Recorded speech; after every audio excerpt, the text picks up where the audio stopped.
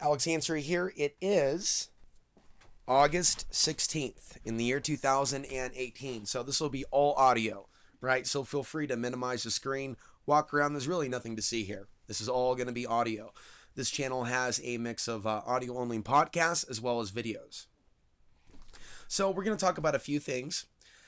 And we need to, of course, place extra emphasis on the fact that we're in a brave new world now. So I talked about the need for us to talk in code. Some of you are regular viewers and listeners by now. So when I say AJ, you know who I'm referring to. And why would I say AJ instead of the first and last name? We have reached a level where it is that Orwellian, where even mentioning certain topics can trigger this AI bot system. So let's talk. Let's talk about what we're seeing from the censorship and how we're in a world now where, unfortunately, it's become somewhat of a self-fulfilling prophecy. But it was easy to see this years ago, that even if we were against elements of the right wing, we can still be lumped in with them. And so we could see what the media is doing. We could see how they're using Mr. AJ to tarnish genuine investigations and areas of research that more humans, more Americans in general, but humanity as a whole should be way more interested in. The very fact that a lot of things began to revolve around him and that he is even a conversational topic that keeps coming up is a detriment. So we're going to try to pull, I will to the best of my ability, the focus away from that individual, but I'm letting you know that it's also difficult to do that because he is very much a part of the narrative. He is very much a part of the, I'm looking for another word for conspiracy. He is very much a part of the plot. Now, I have a platform where people are signing up. By the way, thank you, David, and thank you to some of the others. Sent out some emails earlier. Some people donate $5. Some people are able to donate a little bit more. Sometimes it's random. Sometimes a lot of people are hurting economically at once, and I understand that. That's actually something that I need to bring the conversation back to. Because with regards to homelessness, and there are people that have been kind to me that have been through things that I've been through, as well as people that have been kind to me that haven't been through what I've been through. But I'm saying is there's a lot of people that are hurting right now economically. Across the board, there's an increased level of homelessness in the area in which I'm at, in rural Colorado and surrounding towns. And once you start creeping closer to Denver and Colorado Springs, then you're dealing with a lot of people that are down and out. A lot of people just want to, blame cannabis legalization. There are deeper systemic reasons why people have found themselves homeless. And so I don't want to get too far off topic. But there's someone that did reach their hand out in friendship from one of the next towns over, providing tips because I may be sleeping in my vehicle. As I have found some temp work, for those that haven't seen the recent videos, my YouTube channel has been demonetized. And I feel that it's quite coincidental that the first day that InfoWars actually goes down from a coordinated cyber attack, or that's what we're being told, somehow that's the day, ironically, that Alex Ansary loses his monetization on his channel. And it's true that I haven't ran a perfect channel using news footage and other content and things of the nature, but of all the days for it to happen, it happened to occur right after days of constant connection with Alex Jones, conspiracy theorists, far right, and all being lumped into one group. InfoWars having its problems after being pulled off of YouTube, despite my criticisms of the AJ media manipulation, mind control machine, media mockingbird machine. You can learn more about it from the Alex Jones Deception series. It's at least 20 parts. Hosted by yours truly. And it looks like I'm going to probably have to create a playlist for that and feature that on the front page of this YouTube channel. It certainly didn't win me any points with certain people that were longtime listeners and viewers. They went somewhere else, and it was kind of like a splitting of of vibrations. A lot of people started going in a more radical direction a few years ago and left my content behind. And even though I mourn that to a certain degree, it has been for the best. As people are finding my content for the first time and they're not already pre-indoctrinated with a lot of that other stuff. I think one of the things that I have going for me is that I am able to see things, and I do enjoy discussing things outside the box. And I think that I name my show Outside the Box for a reason. And now I'm going to have to stay true to that more now than ever, because there's a witch hunt for easily targeted topics. You know, people are easily marginalized now as super fringe. It's what the mainstream is doing, and it hurts when people do it. And it hurts when people have done it to me over the years. I'm not going to get long-winded about it, but I think I've made my point about both the left and the right having a similar caustic demeanor to me in general. Not being able to differentiate between myself and Alex Jones. You know, but the right, they're not so forgiving. They're not like, hey, you're like Alex Jones, we like you. They're like, you're another Alex, but you're not Alex Jones. It's the leftists that like to pull that card. Oh, another Alex Jones. No, not another Alex Jones. And one of the things that they like to do is mock us. The left likes to mock those of us that see the conspiratorial twist. They go, oh, okay, so it's a conspiracy within a conspiracy. Yes. Yes, Alex Jones is a part of the conspiracy. Oh, man, you guys are just so crazy. Why don't you just make up your mind? I have made up my mind. That's what I'm explaining. I'm explaining that there are legitimate topics. It's just like having an agent provocateur at a protest. You know, the guy that no one really knows that shows up, starts throwing things and starts stuff with the police. And you might notice, right, that the police aren't doing anything about that wild protester that looks a little bit like, ooh, he has a military build, kind of a big military build for Antifa, wouldn't you think? You see, back in the day, somebody was noting and I was protesting this stuff in Portland. There were even bigger guys that would show up at some of the Black Bloc protests. And some of the things that they were doing seem highly coordinated with things that were happening in other cities. And I protested the protesters in 2010. You can actually type into YouTube, Alex Ansary talks to Portland anarchists, or argues with the Black Bloc. And to them, I look like a fool. You know, a real genuine Alex Jones Kool-Aid drinker, because he was discussing those things as well. I was in agreement with him then. Even InfoWars of Prison Planet posted one of my videos. And then for some reason it was taken off within 24 hours. But it had to do with my commentary. I think AJ intervened in that one. Paul Joseph Watson made a mistake that day. But it was in 2010 that I did put together a report that I sent to them that was exposing the violent rhetoric of the leftist protesters and making a stand against it. Megaphoning them, being called a cop sympathizer. I don't know how I got down this rabbit hole, but it was a great example to share with you today of being labeled something that I wasn't. But at that point, there were a lot of legitimate concerns about some of the protests during that time period, even elements of Occupy. So I think there are legitimate protesters, and there are people that come up that have plans to block traffic, that seem to have decent builds, military builds, as opposed to, you know, what people call the quote-unquote the soy boy look. I don't really like this, the slang and the lingo, right? But yeah, there are a lot of people that are involved in activism today that are a little bit on the frill side. And so when we saw some of these individuals that started emerging that seemed to be highly focused and organized and almost a little bit fearless in their dealings with the police, you know, I've been looking at these individuals going, we're going to get back to AJ. I've been looking at these individuals going, they have too much confidence for what it is they're doing. The police aren't doing anything to them. And there was even some protests in Europe, in London, where a guy was getting in the face of the police and screaming and throwing things at the police, and they would just maintain their riot shields above their body, their faces. And he was within reach for multiple officers to grab at him. In fact, a few seemed to almost fake a attempt to grab at him without showing any real attempt to grab the protester and make a arrest.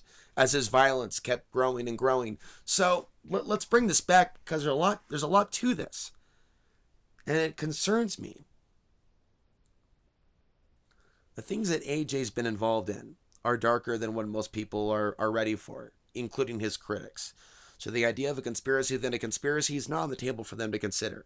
So because they're not able to open the book and begin to read the pages out of chapter 1, they're not even on page 1. So if you study the themes on InfoWars, there is this demonization still to this day of a lot of these immigrant populations, but it's getting worse. And if Alex Jones wasn't working within the system, why would he be so adamant about amping this up every few days and in the face of his censorship? I mean, and if he was like an individual that was self-made, wouldn't he be more concerned with his business and his brand rather than his particular viewpoints about marginalizing all these quote-unquote asylum seekers as the worst of the worst of the worst of the worst of the worst? Because if any of you are fans of the old AJ, you were, and I think like me discussing my support from him in the past has still hurt me. So the old AJ that talked about 911, we know what that was about. That belief system, whatever someone believes about the questions about 911, they should be able to objectively take themselves out of it and their bias and be able to differentiate what someone's about when they're a quote-unquote truther. Okay, this is what you may not agree with them, and you may think that their belief systems are crazy, man, crazy, but you should be familiar with what that movement was all about and how it is truly connected with the peace movement and not trying to promote more division. And what they've done with Alex Jones is, in a very deep, profound way, create that association between 911 questions and extreme radicalization. And right now it's being done at an all-time low, at a level that I've never seen before, because they've been demonizing him for a long, long time. And I do believe that he is a performance actor that deliberately does things to make us look bad. Again, this needs to be made clear. Even if he's done good things in the beginning, what he's doing now, the threat posed is greater than a threat to our personal image. He's building up an audience base that wants to take action, and he's saying those things literally in his videos. And so if he was a self-made man concerned with protecting his brand, why would he be? Someone's making him do this. Someone's making him do this. You don't have to agree with everything that I say or believe, and you can mock the idea of the conspiracy within a conspiracy, but I think that most of you that chose to tune into my podcast get it. So I want you, I'm not saying follow his content, glance over at Infowars.com every few days. Report back. Every few, and then he's reposting from really far-right websites in Europe. And it's like, no one's saying, right, that there should be just, and I'm not, no laws whatsoever. But the way that things are portrayed on InfoWars and similar websites are not in line with the totality of the human experience. It's incredibly skewed, and it's leading towards an in-game agenda that's too frightening to speculate about on YouTube. But I have already. Some of those videos, again, I don't know if they're going to stay up or if they're going to go down. I've talked about how I see the Alex Jones in-game playing out in a few years. The southern border, a battle potentially on BLM land, potentially involving Chinese troops, involving Alex Jones listeners, a call to action, a scenario where he deliberately leads his followers into what I've called the bloodbath. I've also seen, it doesn't matter if there weren't a lot of people at the Unite the Right, it's a big-time internet movement. Seems they have some people believe are provocateurs at the actual Unite the Right relating to the organization. So a lot of people that are on the right are avoiding the DC event because of people involved. Because of the people involved. It's right there. It's right there in DC. But there's a point this came up. Trying to there were a lot of comments made about 2022, bot comments from people on the extreme discussing inciting violence. They were setting 2022. Now, have you heard me randomly talk about my feelings about the early 2020s being a period of violent resurrection within the United States? I feel like Alex Jones and the websites that will be coming up. So they've built up InfoWars to new heights, as well as the show moving to, was it the number 4 slot on Apple? And see, I was discussing Alex Jones growing in popularity in the last video before the channel was demonetized. Instead of him actually being held back, he's bigger than ever. Can you hear me? And can you hear me now? And for those of you that have been hearing or have heard the past podcasts, I made statements regarding Hillary Clinton and Barack Obama dropping Alex Jones's name to intentionally help him. I've always said the whole time they were all working together. And they've created these false divides. And people have, it's kind of like blasphemy to a lot of people. It's like walking up to a bunch of people in a church and saying, Jesus did X, Y, and Z to my wife. Here's the pictures. And I'm telling you, like, we're not in a church. Drop that nonsense. These are individuals you don't know. And this is just for the minority that might be listening and tuning in. And there's a lot of people that act like they have insider knowledge that these people are legitimate, that Barack Obama is legitimate, that Hillary Clinton is legitimate, that Donald Trump is legitimate from their side of the political alleyway. And they may only show support because the other one's so bad, without even realizing they understand human psychology. It's like the machines playing us against ourselves. You can actually create someone so bad who's campaigning that it's designed to send people into the arms of the other. Hillary Clinton was designed to send people into the arms of Donald Trump that aren't going to go with that flavor of what she was doing. I mean, falling down while you're getting in a bus. And I was making these videos on my channel in 2016 saying Hillary Clinton's throwing the fight. I'm not for Hillary. I'm not for Trump, but I know what I feel inside, and I know I trust my intuition. And I know that I share my thoughts as they are freely, even if they're not understood. And I said that Hillary Clinton was not in this to win it. The types of behaviors and the types of falling down and then the lack of that similar type of sickness after the election. In fact, she almost seemed to be, the whole thing about Hillary Clinton's health and her on the verge of dying seemed to also disappear as a meme. And so also knowing individuals online and how they changed from, warning people about the left-right paradigm to getting right behind the left-right paradigm while verbalizing a false exit from the left-right paradigm.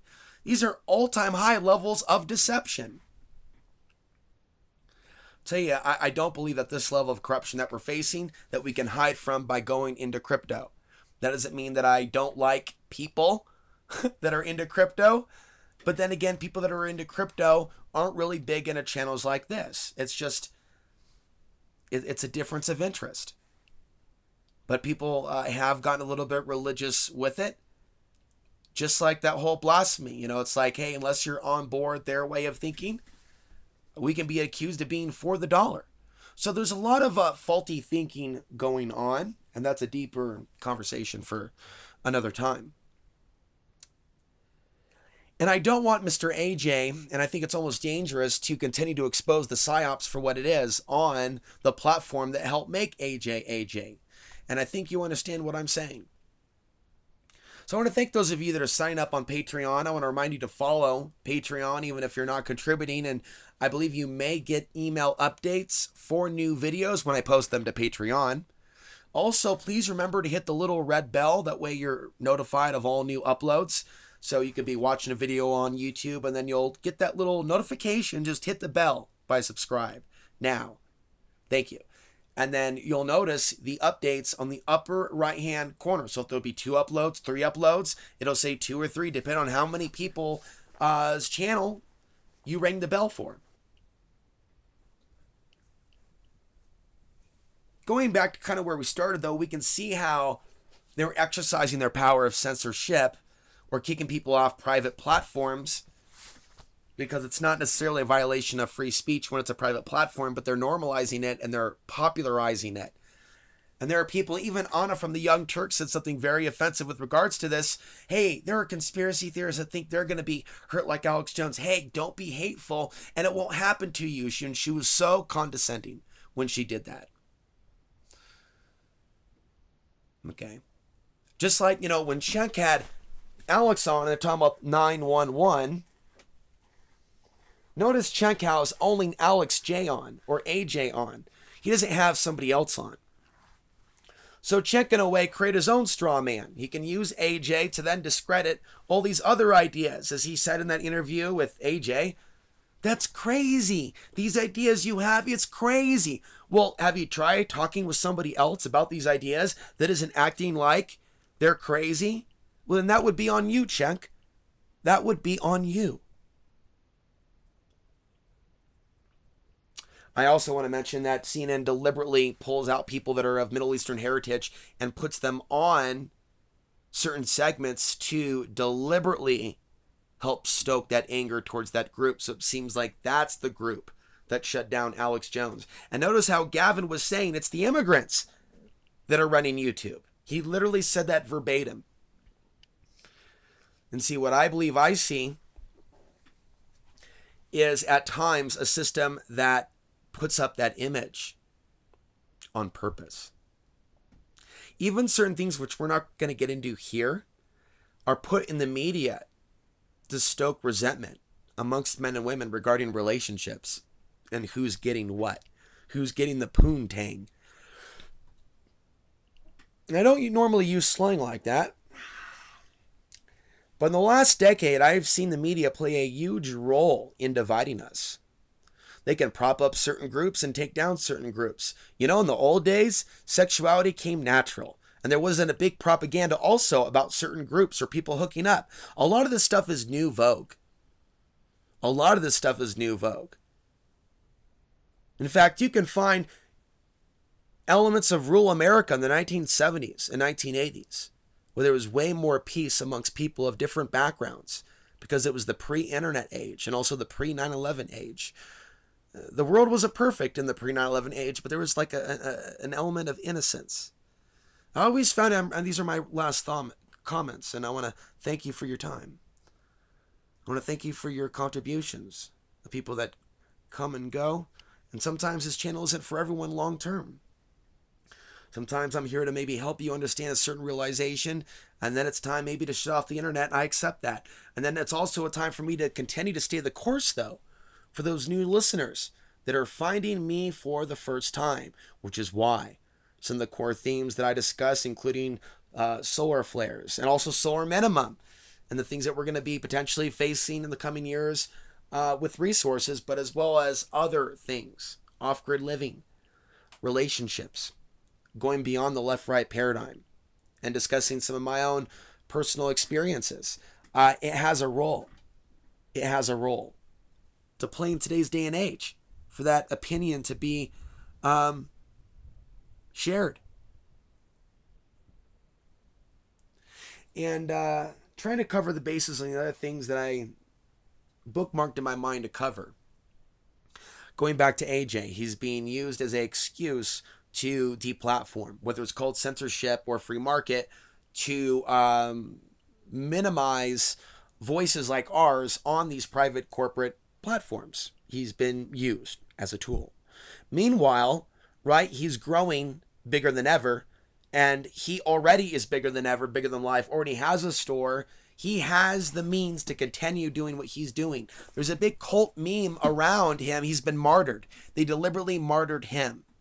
Now, I don't know if talking like this is going to hurt me in the long run on my channel, but I got to tell you that I feel like we've reached the end of the line as far as this type of open dialogue. So when I talk to you about outsidethebox.vhx.tv, that is a side platform, but the main point was all of these main platforms are controlled by the same individuals, unfortunately, and that includes Patreon, that includes VHX. VHX is owned by Vimeo, Vimeo has had practice also shutting down Alex Jones. Now, I'm not on a big time radar, right? But I'm not yet completely independent from all of those platforms. Even the alternatives to YouTube are corporate platforms. The other alternatives to YouTube, DTube, well, VidMe's not around. I don't deal with platforms that are popular with the far right. I'd like to see new platforms that are kind of like YouTube emerge, where it's not more dominated by one type of, I don't want to be lumped in anymore with certain types of groups. I even want to continue discussing relationships and helping people go beyond the gender wars and hate of women when we as men discuss what life's been like. That's beyond the MGTOW box, which unfortunately has been wholesale, on a larger level, put in the misogynist box. And that is not fair. I think that it's actually a big deal when a man for the first time shares from his heart why he's different from other men and why he's following like his inner consciousness, not his lust. And that video, those videos where I've discussed those things have all been demonetized. So whoever controls this beast that think that it's there to regulate hate speech and what's advertiser friendly, clearly doesn't support spiritual concepts and ideas that help us get out of that lustful materialistic state, because the system is based on that. And that's what's advertiser friendly, not spirituality, not the truth, but bread and circus. So some of the last things they're going to come up in this podcast. I don't think that we currently have a well-known popular alternative to YouTube, even in 2018. The other websites that I mentioned that have been popular with others, I'm not drawn to them. And DTube has proved to be a little bit of a complication uploading things, and it's all reliant on crypto Steam currency. And I'm just not down with that. People can continue to tell me that this is the future and that there is no future after WW3, World War III, other than crypto and us living in these crypto floating cities. Hey, you can have that world and leave me behind if that's how it's going to be. Mr. Green and others like AMTV. But yeah, again, special thank you to the collective effort. I'm going to be giving you updates on a daily basis, especially in the forms of some of these podcasts as well as videos. I have some major issues with a car, and it's beyond, I think, my ability to repair at this point. We're talking like $400 or $500 in front end repairs. It's not worth it for that kind of car. So there's some planning that I'm involved in right now to potentially stay in my vehicle or stay as a guest on a floor somewhere, or to or camp on BLM land outside of the town in which I'm going to be driving 75, 80 miles one way. That's one way, not round trip. That's one way to work in a factory. That's what I'm lining up. So that's what I'm doing after the YouTube demonetization. I'm immediately signed up for 10-hour shifts at a factory. So I do a lot for the truth, but I definitely don't like to be in a situation where I feel like I have to delete my own content. And that, you know, the unique ideas that I share, it's difficult to be a starving artist. So I'm trying to make the adjustments, folks. I'm trying to put the content where I think it's going to be safe for the long haul, but we are in some incredibly volatile times. So as you do your research, as you start hearing about other platforms other than YouTube, I'm all ears. But I want people to know that I'm going to primarily be focusing on Patreon for the content that I continue to put out for free on YouTube that hopefully won't be flagged. But for content that goes a little deeper, that's on video, please consider outsidethebox.vhx.tv. So with that, we have the rain that started outside. I've enjoyed this podcast. I think we need to go deeper into some of the other issues and start discussing solar minimum a little bit more, as well as Gnostic spirituality. So those are some of the topics. They're at the forefront of my mind. Maybe reading some passages from some of the other books. I have a book by Robert Bruce on psychic protection, and one of the live streams I had intended to do a reading from that. And so that's one of the things that I'm thinking about as well. So I'll talk to you in the next podcast. Remember to subscribe if you're new and hit the little red bell to be informed of new updates and uploads.